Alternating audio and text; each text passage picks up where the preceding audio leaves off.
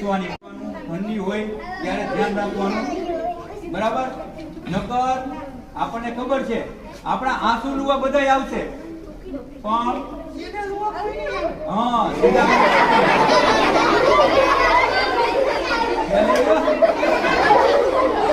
આંસુ લુવા બધાય આવે, સીધા લુવા કોઈ નહીં આવે.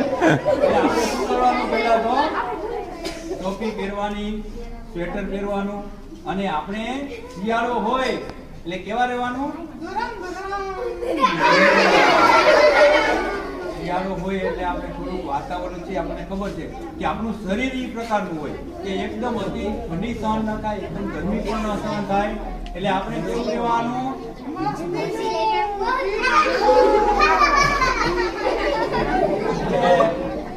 નાની નાની બાબતો છે. શિયાળામાં ગરમ કપડાં પહેરો, જમવામાં ધ્યાન રાખો, બરાબર? અને મચ્છર, માખી આવા બધા જે જીવજંતુ હોય એનાથી દૂર રહેવાનું. અને જમવાનું શું? એટલે પાણીપુરી. જમવાનું શું જમવાનું? તો કે આપણો ગુજરાતી ખોરાક છે, રોટલી, શાક, દાળ, ભાત, બરાબર? એનાથી આપણે બીમાર ઓછા પડી. એની અંદર શું હોય?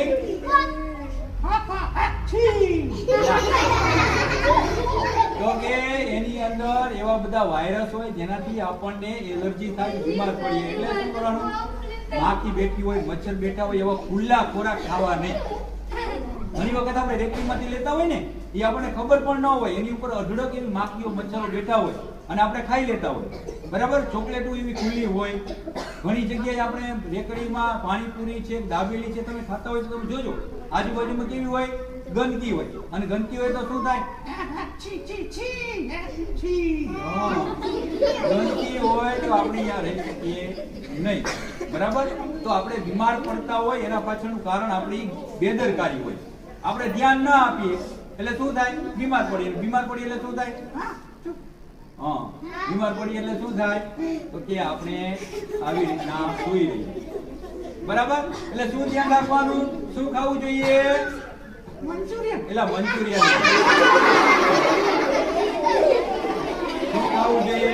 તો કે આપણો ગુજરાતી ખોરાક. હવે આ બાબત છે ને, એ પણ આપણી જ છે. જુઓ, આપણી પાસે ઘણી બધી બાબતો હતી. આપણા ઉપર રાજ કર્યું. કોને રાજ કર્યું?